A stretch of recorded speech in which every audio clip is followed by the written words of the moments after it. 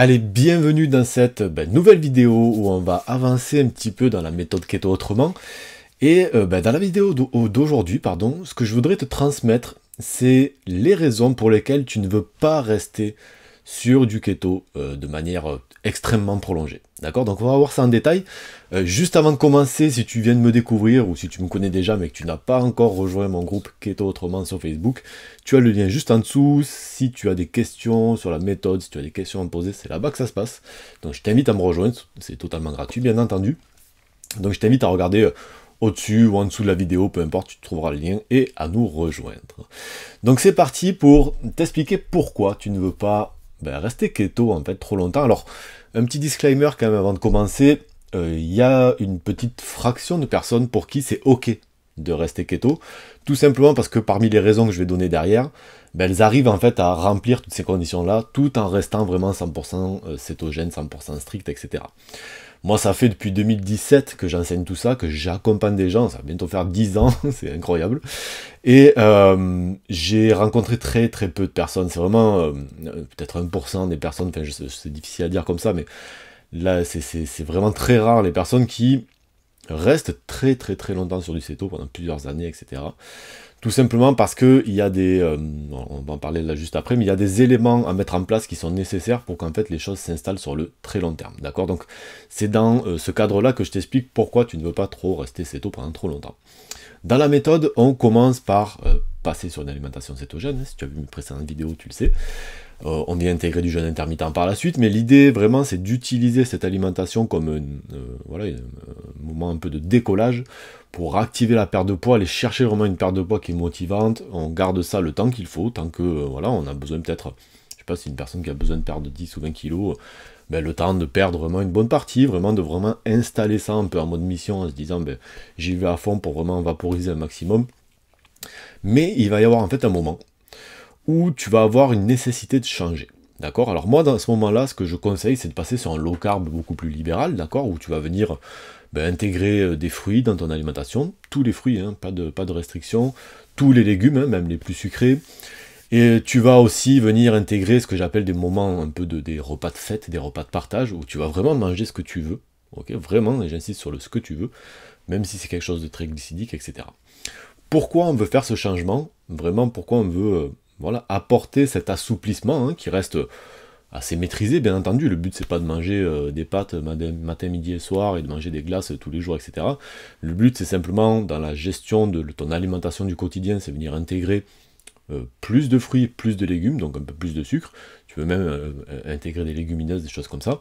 Et de temps en temps, vraiment quand ça fait sens, quand tu as envie de partager un moment en famille ou avec des amis, ou vraiment la nourriture est synonyme de partage, dans ces cas-là, vraiment sortir de ça et manger ce que tu as envie, tout simplement. D'accord?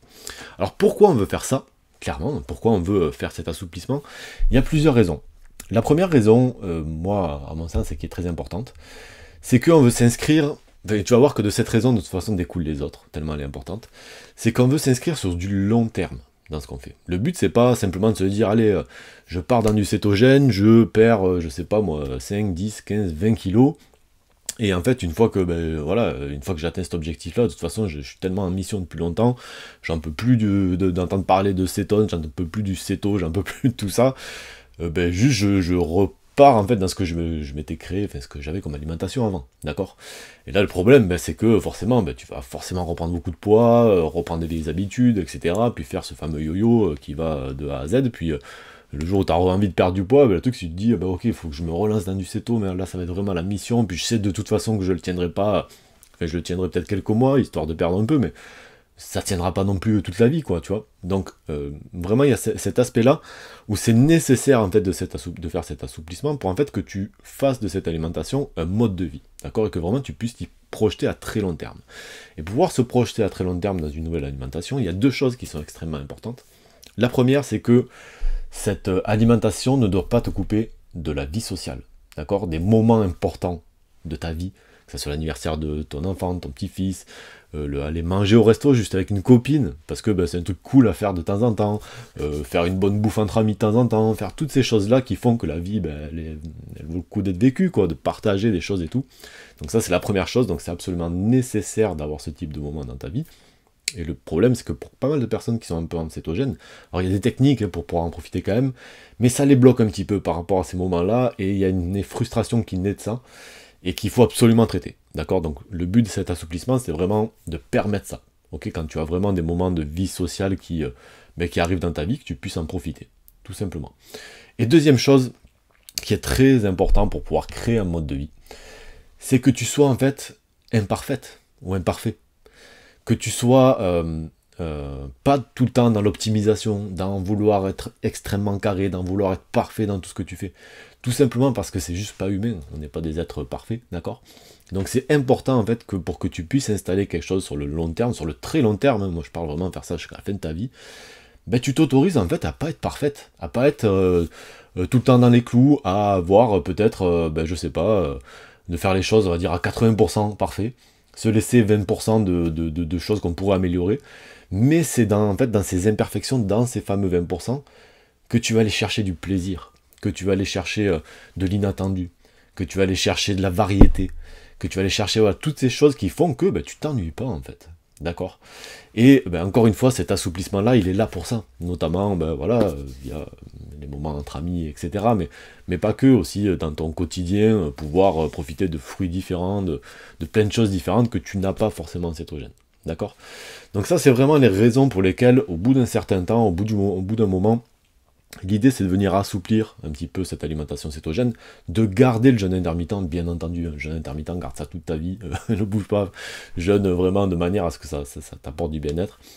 Mais vraiment faire ce changement-là parce que c'est dans ce changement-là que tu vas construire du mode de vie en réalité. Et un mode de vie que tu vas pouvoir tenir sur le très long terme, d'accord?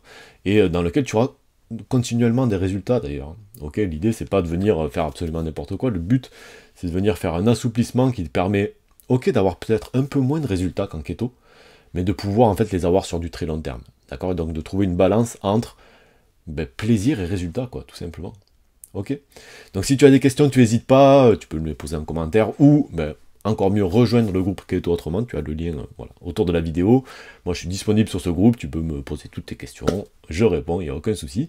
Et puis je te dis à la semaine prochaine. La semaine prochaine, on va commencer à attaquer ce qui se passe ici, notamment par rapport à tes émotions, tes habitudes, etc. Donc on va en parler la semaine prochaine, je vais te donner un petit peu comment on fait dans la méthode pour faire face à ça, parce que là on a vraiment parlé de ce qu'il y a dans ton assiette, ok, ça c'est une première chose très importante, mais il y a une autre chose aussi très importante, c'est ce qui se passe dans ta tête par rapport voilà, à tes émotions, à tes habitudes, par rapport à l'alimentation, et ça aussi il faut le traiter, et on commencera à en parler dès la semaine prochaine.